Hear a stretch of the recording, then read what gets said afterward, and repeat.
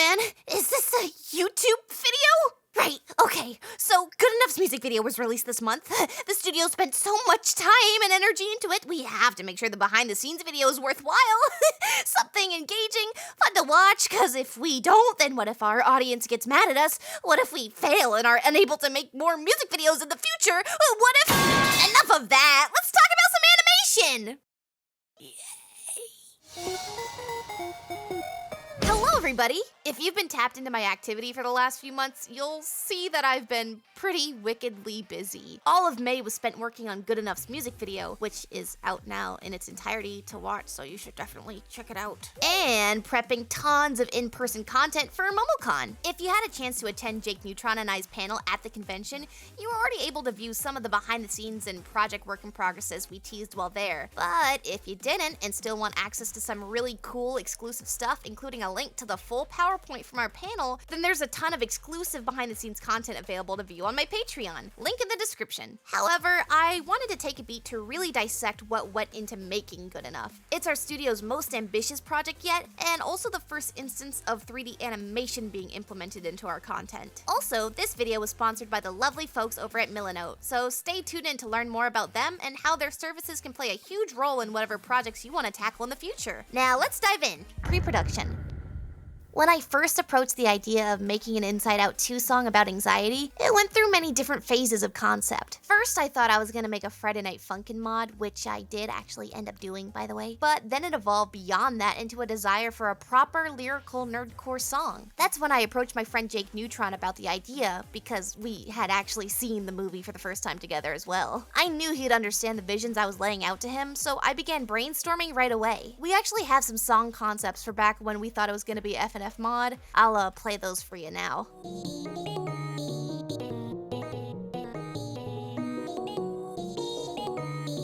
Once we realized we didn't really want to do a Friday Night Funkin' mod, we pivoted into developing ideas for the lyrical song instead. Early pitches I made to him actually involved a song that was less anxiety focused and more of an alternate idea for how scenes from the movie could have played out if it was a musical. That concept also involved a more Disney-esque villain take on anxiety as a character who was actually going to go from emotion to emotion, appealing to their weak points and trying to persuade them to be on her side. I have some scrap boards from that idea as well, and my other partner in crime and family member, Jason James, actually initially made a little demo to the idea I had pitched to him and Jake. If you don't know who Jason is, well, we made Abstraction, Run the World, and Already Dead together. So, yeah. Also, shout out to Julian James, who's also my family member who played the guitar on Run the World. Anyway, back to the video. After many concepts, Jake and I finally landed on a song that was anxiety-focused and followed her perspective throughout the events of the movie. It gives us a chance to really get in the head of the character and understand her plights through an upbeat tune that's actually about crippling self-doubt. Yay! The entirety of the demo of Good Enough was actually written over a Discord voice call with Jake that we stayed up all night working on together. It went through many iterations after that to become the song we hear today, but I'm gonna pass the mic over to Jake to let him talk about the song production. I know that after being a little bit obsessed with Inside Out 2 for about a week, we had already decided, yeah, we're gonna do a song. The original demo that I started doing had more of a vibe of, it was gonna go between sounding really calm and peaceful to this erratic kind of hardstyle EDM. And it sounded cool. It did not sound like a jam. I wasn't really into it, and we were having trouble trying to figure out how to get lyrics to fit into it. We wrote lyrics, but we never recorded any. And at this time, I think we were also considering having it be an FNF mod, and we were bouncing between, do we do FNF mod or do we do lyrical? This happens so frequently with my nerdcore songs, it's really funny. FNF always loses. And I think even with Good Enough, when we finally got the part that came to me that was oh, this is gonna be what's catchy about this song. There's the first demo of that is a Friday Night Funkin' version with boyfriend singing.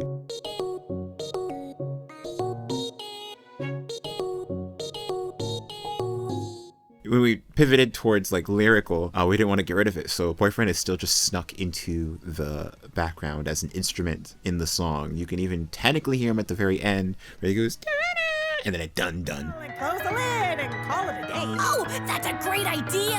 What?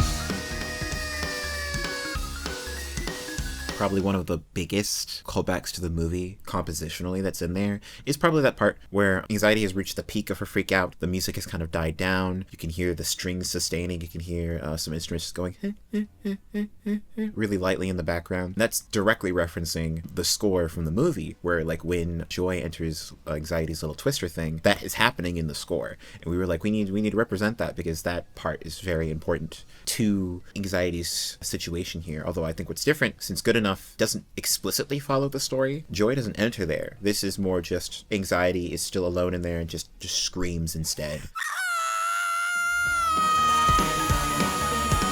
I also got a chance to bring Jake into my sister's studio, shout out Entertainment Central, where we recorded all our vocals. So now that the song's complete, what's next? Production.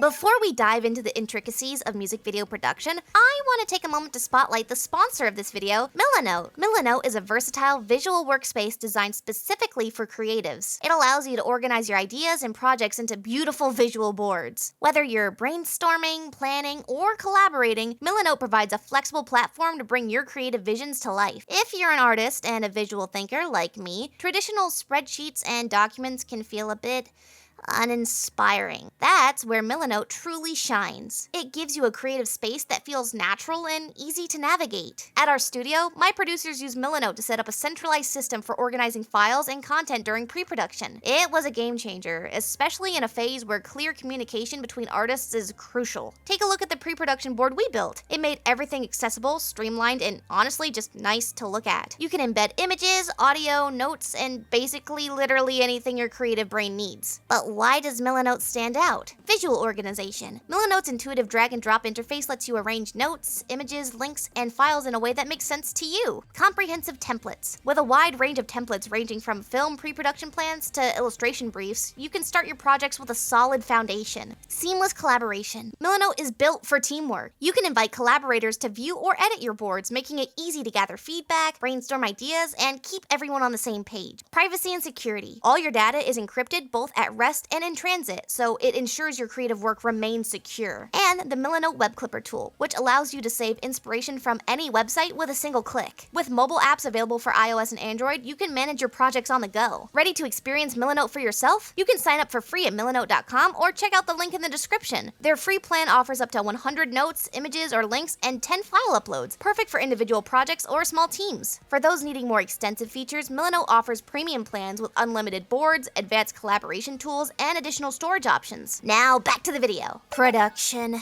This music video's pipeline specifically was one of the most complex of mine so far, mainly due to the fact that, well, it was all primarily 3D, and I'm not a 3D animator. All my projects up until this point have been largely 2D, but I knew with this video I wanted to cross that boundary and invite some extremely talented artists on board to help translate my vision from 2D to 3D. One of the many very talented rig artists that helped achieve this was Lucas, who modeled and rigged Anxiety for the music video itself. During pre-production, I spent a lot of time doing sketches and tests of how I wanted to stylize Anxiety for the video. What was the KittenSneeze version of Anxiety meant to look like? After tons of concept art, I landed on this. This stylization is exactly what I wanted for the video. It also is what was in the thumbnail for Jake's audio-only upload of Good Enough to his channel, and was also the reference point for the album art that I created. There was also an entire flash rig that I created of this design that was scrapped because I realized rigged animation would not give us the flexibility I wanted for the video itself. A huge part of production is killing your babies, so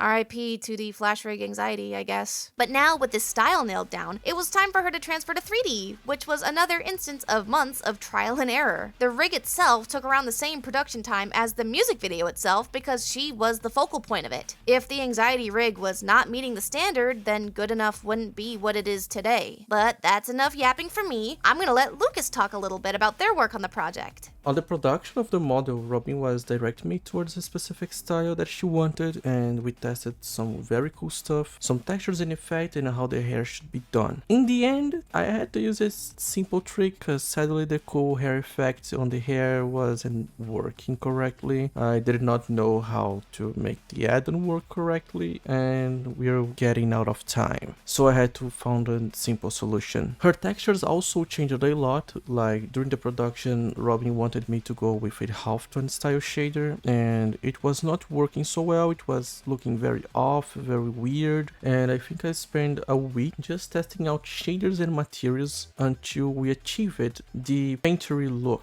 That was our solution. It looked great. We started out to test out the style and do few adjustments here and there, and we get to the final look where it looks absolute perfect, and it's my best work and I'm super proud of it. The most challenging aspect of creating this Hake for Anxiety was definitely her face and her mouth. As we can see in the movie, her mouth deforms a lot. She has lots of expressions, it likes make wave types of lips. It's very different from the usual mouth Hake. It was fun to try at least because I've tested 3 systems and I've remodeled her head 3 times, and it was a long journey for me to learn and experience how it was done. I've tried to make it work close enough to the original Hake. At least it worked, and I'm super happy with how it turned out, and thank you all for the animators who gave me a very good feedback, found the issues that I could fix and improve. This Hake is my favorite thing ever.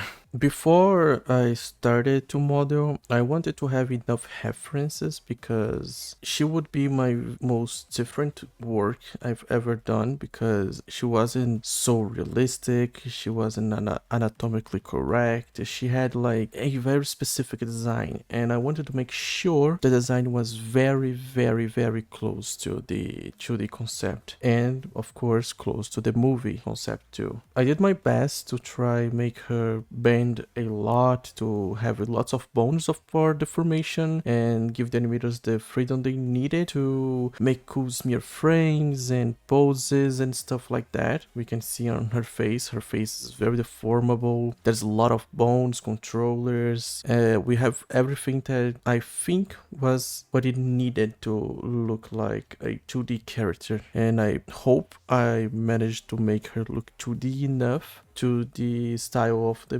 music video, and I'm super proud with how it looks, and thank you, Robin, for trusting me on this amazing work. Okay, so the 3D rig was done. The full animatic was completed by me, which is also uploaded in a separate video if you're interested in that. Now, it was time to animate. As stated before, I am not a 3D animator myself, but my team is full of extremely talented and capable 3D specialists who help tie everything together. It was a huge step for me to take as a director, because I am so used to handling a chunk of the work myself when it comes to all aspects of 2D and even editing. But with my lack of experience in 3D, I couldn't take on the work. I had to dedicate all my time and energy into giving meaningful feedback to the artists at my studio, which as a director, sometimes you have to accept you won't be as hands-on in the process. You have a vision and you communicated it, but now it's your job to direct folks to stay in line with it. I did this in the form of drawovers, or red lines. I'd actually go in and do 2D drawovers on top of the 3D work in progress animation to provide notes to the expression, timing, easing, etc. This kept me involved in the process and also kept anxiety on model to my style. Our 3D animators did a fantastic job at addressing all my notes and matching all red lines given to them. I also had the help of Alani Sanders, who was our amazing 3D animation lead and was able to provide feedback and notes to all the other animators when I had my hands full. They also were able to go directly into everyone's Blender files to troubleshoot, apply changes directly, or take over scenes where it was needed. I'll let Alani speak a little bit more about that though. Honestly, most of the tips and tricks I learned were a lot of setup. I hadn't animated in Blender a lot until this point, so it was kind of a learning curve both for the program and for the character. In the end, I had a lot of selection and preset poses sets. I could really use those to help speed things up. Biggest pain was your mouth. It really sucked to animate. You basically wanted to move it as little as possible. It is worth noting that I didn't actually start as the animation lead, so now that I have that role, I'm hoping I can help myself and some of the other animators prep a little better, like at the beginning, so we can avoid solving some of these bugs midway through production, which will hopefully help with animation consistency and maybe just a little bit of headaches. I have seen Inside Out 2 after I had it, and like I completely see her different when I see her. I mean, you already going into a Pixar movie have a level of respect for them because it's Pixar. Their animation polish is next level, but like after animating her firsthand, it really makes you appreciate appreciate some of the nuances they put into her. Mainly the mouth. The mouth's gonna come up a lot. The mouth, I want to pick their brain about how they actually made that work. But a funny thing about the movie is on watching it, you realize that even the animators struggled with it, because I found animation errors, clipping specifically through her mouth. So they're human and they make mistakes too, and apparently her mouth is just otherworldly in terms of how difficult it was to animate for everyone involved. The most challenging aspect in the video was her mouth, no surprise. In like every single shot she was in, it was the mouth. It had the most clipping and shifting, and like the teeth would just do whatever they wanted to do. So even when I started working on faster workflows to individually avoid posing the teeth, you still would have to end up posing the teeth. Overall, I had to animate a lot of shots pretty quickly, so there wasn't a specific shot that I think was harder than the rest. If anything, maybe just the Gene dance, because it was the first thing I animated, and anytime you do anything with a new rig, the first thing you do is going to be the hardest because you're familiarizing yourself with the rig, and I hadn't used Blender. So it's definitely a mix of things. The shot I enjoyed the most was definitely like the breakdown scene because of how crazy it got, and the opening. I just really like doing floaty shots like that. Overall, I had a great time on the project. I mean, it was my first project. I'm hoping there's plenty more to come. I have to give credit to other animators, and honestly, someone I consider to be another animation lead, who was Zeppy Dingus, but Lucas made an amazing rig. Other animators like Static and Zeppy, you know, really appreciate all the hard work everyone put in, and I really do think it shows. I think everyone deserves to be very proud. So that covers the 3D animation segment. What else am I missing? Oh, right. The breakdown. That entire sequence was a challenge, and many artists touched that shot before it was completed. It was the first mixed media shot in any of my videos and featured 2D illustrations, 3D animation, and live action footage. The compositor in charge of that shot was Corey Beepington, so I'll let them talk about it. Hi everyone, my name is Corey, and I was one of the compositors on the Good Enough music video. So how did we make an awesome scene like this? Well, when dealing with a mixed media shot, the first thing you want to of course think about is, what sort of media would I like to use for this shot, and plan out your media from there. I took a lot of inspiration from both Spider-Verse and Everything Everywhere All at Once, because I really wanted to cement this breakdown scene and make it absolutely insane. Once the 2D animation came in, I made this sync sketch file to sort of plan out what sort of medias that I would need, so I could get the instructions over to 2D, 3D, and anybody else who needed to contribute a specific aspect of media to the shot. I even got to draw a few frames. It's really fun to just put medias together. Once I had all the assets I needed for this shot, and had both the 2D and 3D animation complete, it was time for me to begin putting the shot together. I made a really rough slap pass where I just put all the media on top of one another, and then I go in and I add a bunch of crazy effects to make sure that things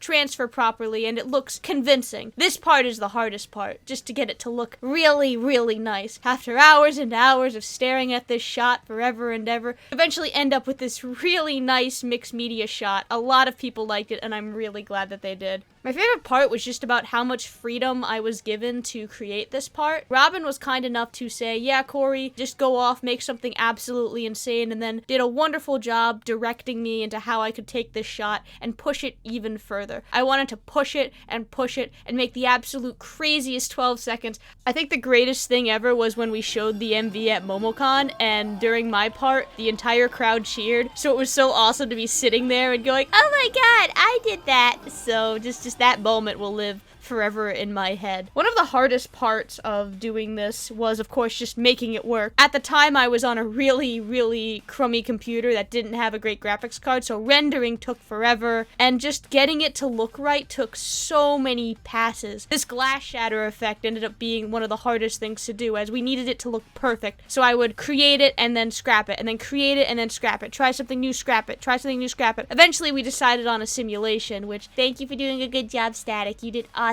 And we got this really neat shadow effect. It was a mountain to climb to make this shot, but boy, was it worth it in the end. Also, I love every single time somebody screenshots the Among Us or Family Guy frame. That was my idea, and it was really fun to do that.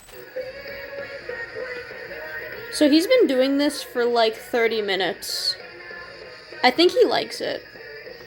This music video was absolutely a labor of love. When I first saw Inside Out 2, I was absolutely transfixed by it. I don't usually talk too much about this on my YouTube, but I have struggled with a debilitating panic disorder my whole life. To see this manifestation of anxiety on screen not only be something so painfully relatable, but also so empathetic and real, was healing. I've always seen it represented as a looming evil presence that haunts your mind, and those representations of it never helped me in coping with my own mental health. There's so much happening right now in the animation industry, and seeing a meaningful story survive its way to the big screen and resonate with audiences around the world, it inspired me to make something for it. Working on Good Enough was deeply personal, and it's the proudest I've ever been with how a project has come out. My studio hasn't even been around officially for more than a year, and I'm already blown away by the immense outpouring of talent and passion I've seen from my artists. If you want to keep supporting our creative endeavors, there's also a link to our Patreon in the description, because without y'all's support, none of this would be possible. I'm extremely fortunate to be able to financially support all my artists and myself through YouTube, and I want to be able to continue to do so and deliver better and higher quality content to you all with each new upload. So thank you guys for watching,